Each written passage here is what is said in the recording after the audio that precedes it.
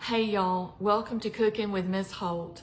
I am a former high school home ec teacher and I love cooking with my students, and now I'm gonna love cooking with y'all.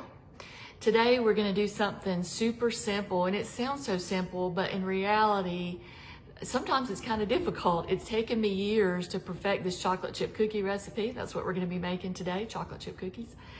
And I guess I'm sort of picky about that, and I like them chewy, and I know some people like them thin and crispy and all that. But I like them chewy, and so I've kind of worked on this over time, and I'm going to show you how I do it, and then maybe you'll have another method. So I'm going to turn you down here a little bit and show you what's in my bowl. This is 2 sticks of melted salted butter.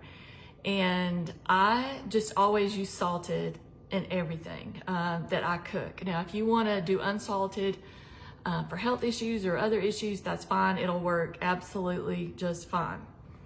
Okay, and so to this bowl right here, I've got 1 1/4 cups of light brown sugar, 1/4 cup of white sugar, and 1 teaspoon of vanilla. And don't worry about the recipe. I'm gonna put it in the comments so you don't have to write it down. But it's 1/4 cup of granulated sugar, 1 1/4 cups of brown sugar, and then 1 teaspoon of vanilla. So we're just gonna put this in here. Get that out like that. Set our bowl aside. And then I use, I have a KitchenAid stand mixer, but I also have a KitchenAid hand mixer. And I have to admit, I use my KitchenAid hand mixer more than I use my KitchenAid stand mixer. Both are great for different reasons, but I just like a hand mixer. So we're gonna mix this up just a little bit, not a lot. It won't take very long. So you just wanna get it mixed in there until it's smooth.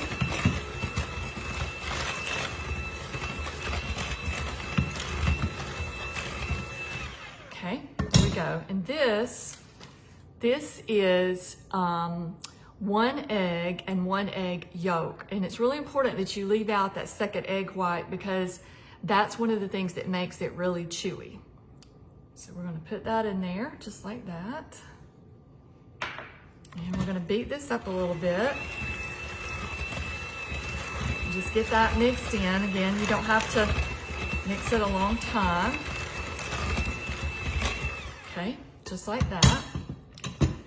Now, I'm gonna turn you back up here so we can talk about flour just a little bit. There is a difference in flour, and one day we need to do a video just all about flour. But today, we're gonna talk about the flour that I'm using in this cookie mix, which is White Lily bread flour. And bread flour is the trick to making cookies chewy. It's just got a higher level of gluten in it, and it just makes a chewy cookie. So, and I'm a White Lily girl. I use White Lily in everything, really. And but this is my go-to right here, is White Lily bread flour for these cookies. So in this bowl right here, in this bowl, I have 2 1/4 cups of White Lily bread flour. I have 1 teaspoon of baking soda, and I have 3/4 of a teaspoon of salt. So 2 1/4 cups of bread flour, 1 teaspoon of baking soda, and about 3/4 of a teaspoon of table salt. And again, you could probably reduce that to a 1/2 teaspoon if you wanted to. So we're gonna put this in.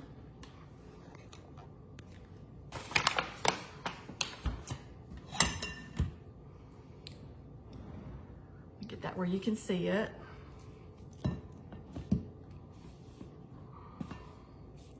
And I always say that you should stir in your flour a little bit before you put the mixer on it, because you don't want to be wearing it. So you just want to kind of stir it up a little bit.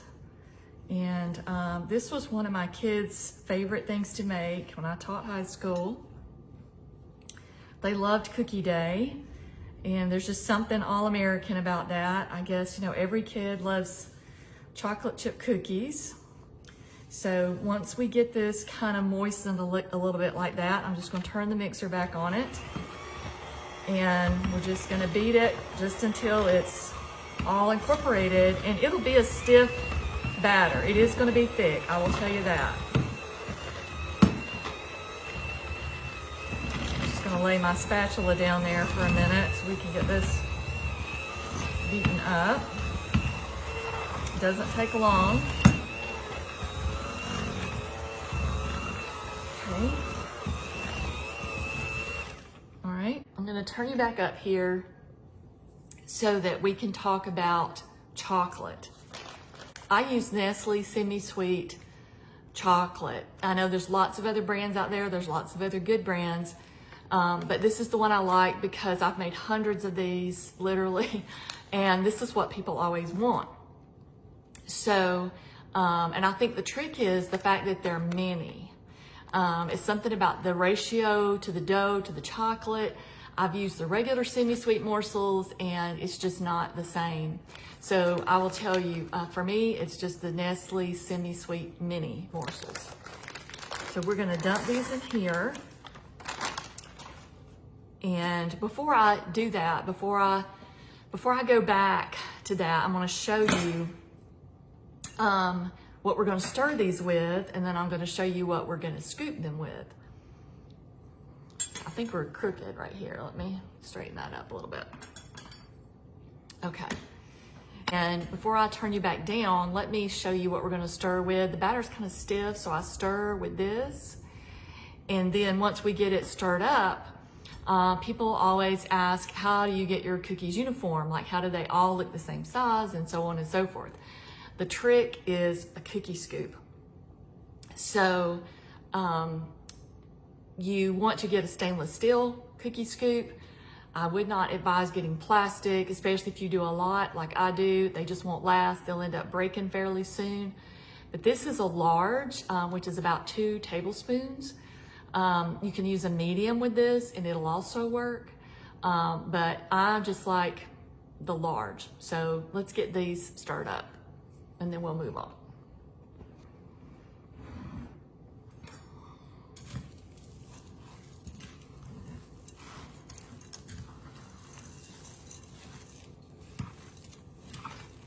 So you just want to get them well incorporated, get them all mixed in,